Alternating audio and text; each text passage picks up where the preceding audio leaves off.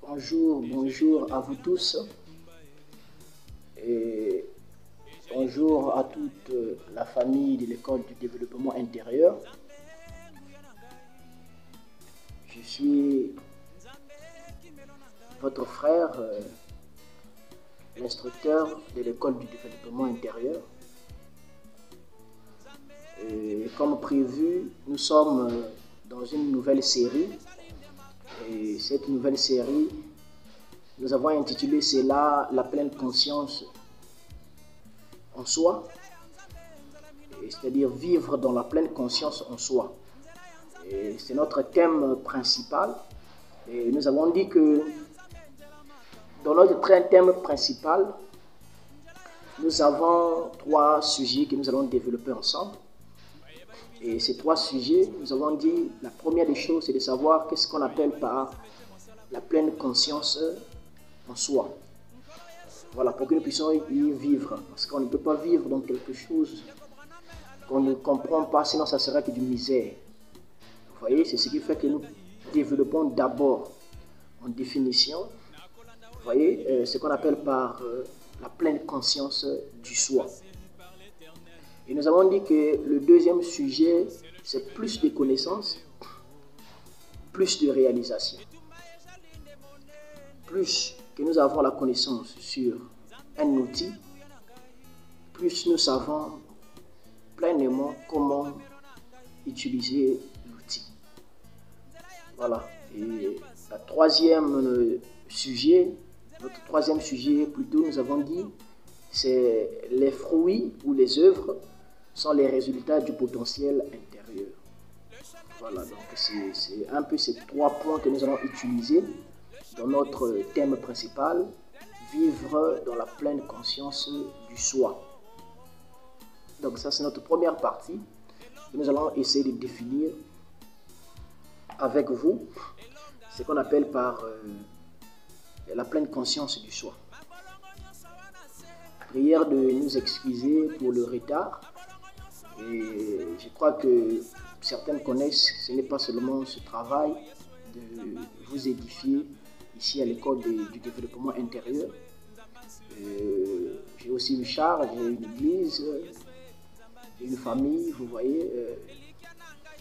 Prenez encore notre plateforme, c'est encore une famille, donc c'est pas facile avec des emplois du temps nombreux, plusieurs emplois du temps et c'est pas facile.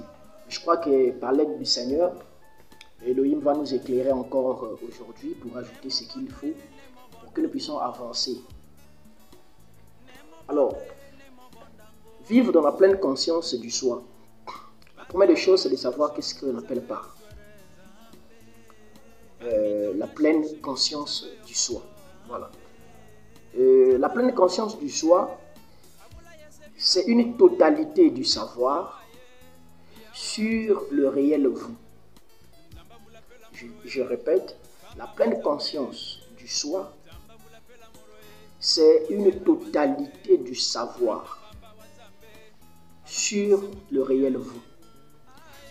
Une totalité du savoir sur le réel vous, c'est ce qu'on appelle par la pleine et vivre dans la pleine conscience du soi. Parce que la pleine conscience du soi, c'est cette totalité plutôt du savoir que vous avez sur le soi. Vous allez écouter quelque part quelqu'un dire que ça c'est ma main. Il dira ça c'est mon pied, ça c'est mon nez, le nez appartient à moi, les yeux m'appartiennent, la tête appartient à moi. Et le problème c'est le moi. Voilà, le moi là c'est qui?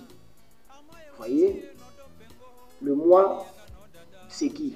C'est cette pleine conscience du savoir qui donnera ce qu'on appelle la prise de conscience. Parce qu'une fois que quelqu'un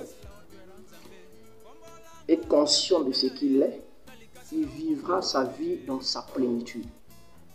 Voyez-vous, mais une fois qu'une personne ne connaît pas qui il est, Vous allez vivre ce qu'on appelle par une vie de tâtonnement. Donc, essayez tantôt, ça va marcher, parfois et tout ça. Vous voyez?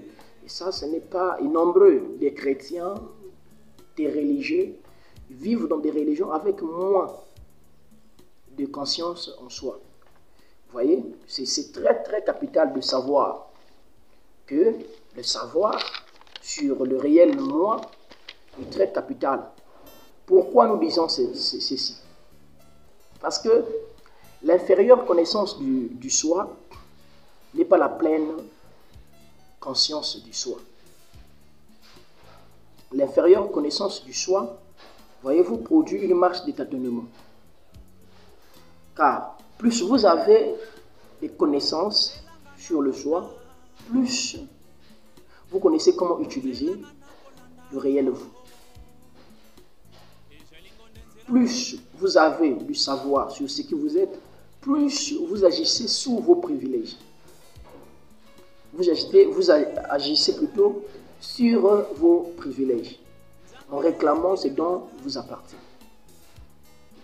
Mais lorsque vous avez l'inférieure connaissance du soi, alors vous allez être sous la captivité de l'inconnaissance. Sans le savoir, vous allez croire que cette vie que vous vivez, c'est ça la vie. Mais une fois qu'on va vous dire réellement qui vous êtes, dans sa plénitude, voyez-vous que c'est cela qui vous amènera à vivre pleinement dans votre position en tant qu'un fils, créé à l'image d'Élohim, à sa ressemblance. Et je crois que dans la deuxième partie de notre définition sur la pleine conscience en soi, c'est là que nous allons parler sur le soi. Nous allons parler un peu dans des grandes lignes, parce que c'est un sujet très vaste. On va utiliser des grandes lignes et amener ces choses dans la clarité, afin que vous puissiez savoir et vivre dans la pleine conscience du soi. La pleine conscience du soi, c'est la totalité du savoir sur le réel vous. La main appartient à moi. Qui est le moi? C'est ça la question très capitale. Vous allez écouter quelque part, on vous dit qui suis-je? Vous voyez? Donc la pleine connaissance du soi amènera quelqu'un à vivre dans la conscience de qui il est réellement. Donc la pleine conscience du soi en définition, c'est une totalité du savoir sur le réel vous. Et je m'arrête là. Dans les prochaines, dans la vidéo qui suivra, nous aurons la suite de notre sujet numéro 1. Que l'Élohim de très haut vous bénisse richement. Merci beaucoup.